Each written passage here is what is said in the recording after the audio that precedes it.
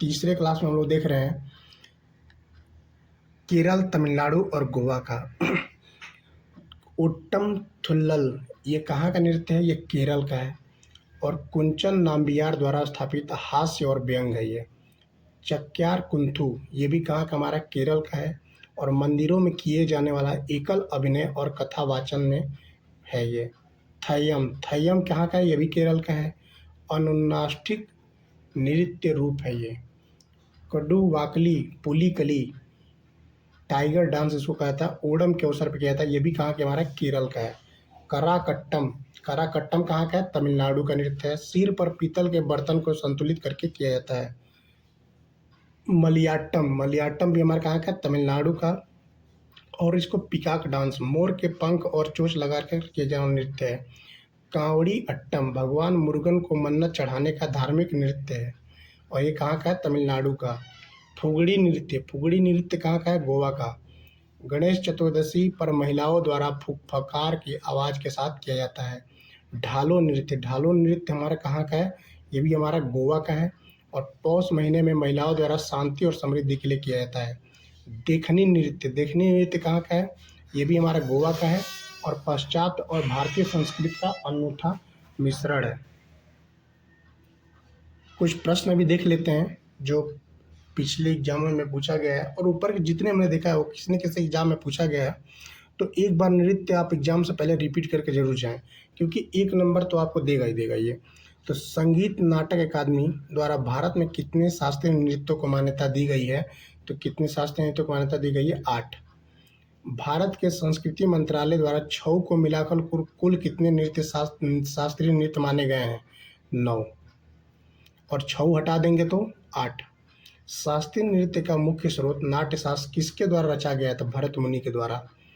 अभिनय दर्पण पुस्तक जो नृत्यों के तकनीकी पहलुओं को बताती है किसने लिखी है? नंदिकेश्वर ने लिखी है। कथकली नृत्य में हरा रंग किसका प्रतीक माना जाता है? तो यह सद्गुण और सात्विक स्वभाव का प्रतीक माना जाता है।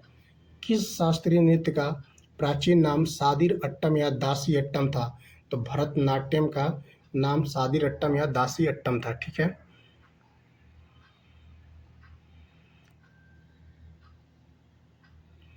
प्रसिद्ध नृत्यांगना रुक्मणी देवी अरुंडेल किस नृत्य को पुनर्जीवित करने के लिए जानी जाती हैं? तो भरतनाट्यम को। बिच्छू महाराज, लहसू महाराज और शंभू महाराज किस नृत्य शैली के महान कलाकार हैं? कथक के। कथक नृत्य के मुख्य रूप से कौन से 3 घराने प्रसिद्ध हैं?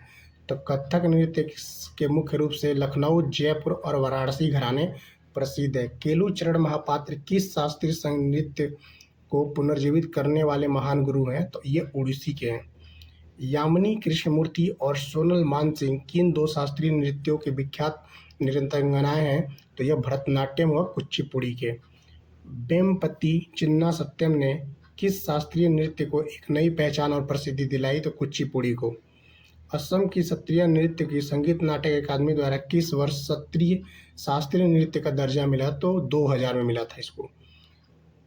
तीजन बाई छत्तीसगढ़ के किस प्रसिद्ध लोक कला नृत्य गीत विद्या के वैश्विक कलाकार हैं? तो पंडवानी के। यूनेस्को की अमूर्त सांस्कृतिक विरासत सूची में शामिल होने वाले राजस्थान का नृत्य कौन सा है? तो कालबेलिया है। और कब शामिल हुआ था? 2010 में।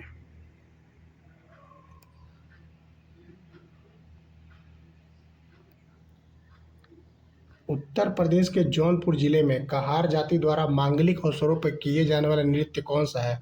तो चौरसिया नृत्य है। भगवान जगन्नाथ के मंदिर में केवल किशोर लड़कों द्वारा उड़ीसा में किए जाने वाला नृत्य रूप क्या कहलाता है? तो गोटी पुआ कहलाता है। क्या कहलाता है? गोटी पुआ। सिख धर्म के पुरुषों द्वारा बैसाखी और फसल कटाई के उल्लास में किए जाने वाला नृत्य कौन सा है? तो भांगड़ा नृत्य है। त्रिभंग मुद्रा जिसमें शरीर, गर्दन, धड़ और घुटने से 3 जगह मुड़ता है किस नृत्य की मुख्य विशेषता है? तो यह उड़ीसी की है। उत्तर प्रदेश के ब्रज क्षेत्र का वह कौन सा कठिन नृत्य है जिसमें महिलाएं सिर पर 108 जलते दीपक रखकर नृत्य करती हैं? तो यह है चरकुला नृत्य। अगर दोस्तों वीडियो पसंद आई हो तो चैनल को सब्सक्राइब करना, लाइक करना ना भूलें और कमेंट भी करें